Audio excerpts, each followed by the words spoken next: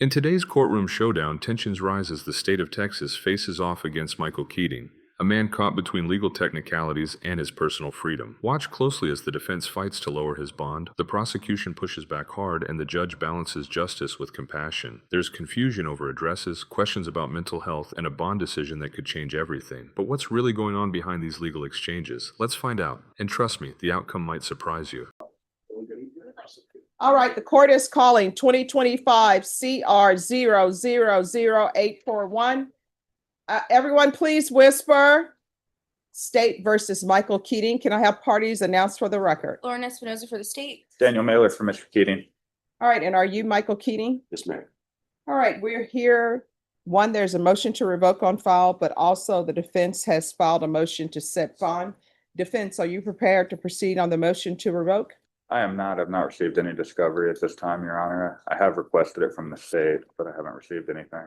All right, Ms. Ferguson, on the motion to revoke, I need a contested hearing scheduled in 15 days. Please give me the date. Give me 1 second.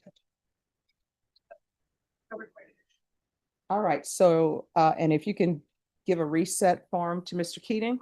Now, the next issue is the motion to set bond. He is on deferred adjudication, so he is still entitled to a bond. Is there an agreement on the bond amount? I don't believe there's an agreement, Your Honor, but the state would be asking for a $60,000 bond. All right, and defense, what are you requesting? I would request $10,000, Your Honor. All right, defense, do you have any witnesses? We have no witnesses. I would, for the limited purpose of this hearing, call Mr. Keading. All right. Can you raise your right hand to the best of your ability? Do you solemnly swear or affirm the testimony you give will be the truth and nothing but the truth, so help you God? Yes, ma'am. All right, you can lower your hand, state your name for the record. Michael Keading.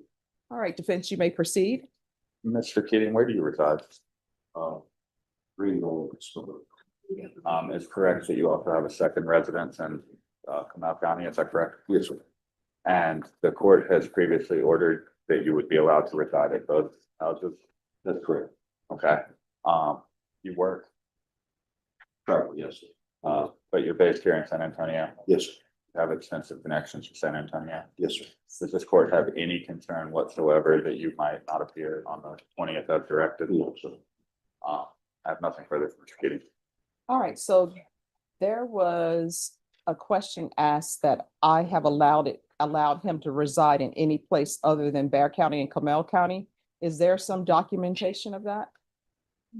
I don't believe, just for clarification, I was only trying to establish that he has two houses and the court has previously allowed that he would be able to stay at either house. That's Comal County and Bexar County, nowhere else. I mean, is there some document probation? I believe it's in the court record, actually. Okay, pause right there. This is where things get complicated. Notice how the defense attorney is clarifying that Michael has two residences, one in Bexar County and one in Comal County. But here's the kicker. The court record apparently lists Guadalupe County as the approved secondary address. That discrepancy could mean a lot. Judges take these details seriously because they tie directly into bond conditions. If a defendant is found living somewhere not approved, it could be grounds for revocation. So here's the question. Is this just a clerical oversight or a subtle sign that Keading's living arrangements might not be as clear-cut as they seem? Let us know in the comments. Do you think this confusion should impact his bond decision? Your Honor, that's where I read it on Odyssey.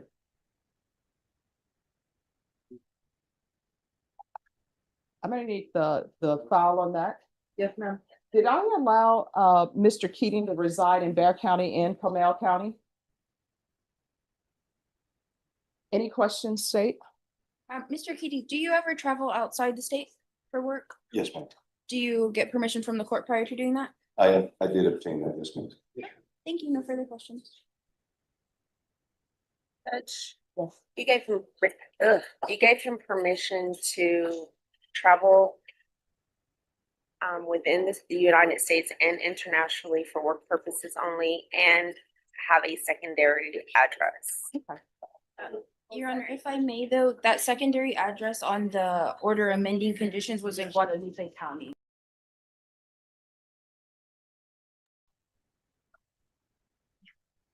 All right. And you're requesting 10,000, you're requesting 60,000? All right, Mr. Keading, has there been any mental health issues in the past with you? No, ma'am. Have you ever been on any type of medications for mental health issues? Has there been any drug use in the past? All right. This is what the court is going to do. The court is going to set the bond at $20,000. The court is going to request partial GPS for employment only. Waive GPS fees. All right, is there anything else? Just for clarification, so he'll GPS, but he's able to go to work. Yes. Thank you, Your Honor. All right.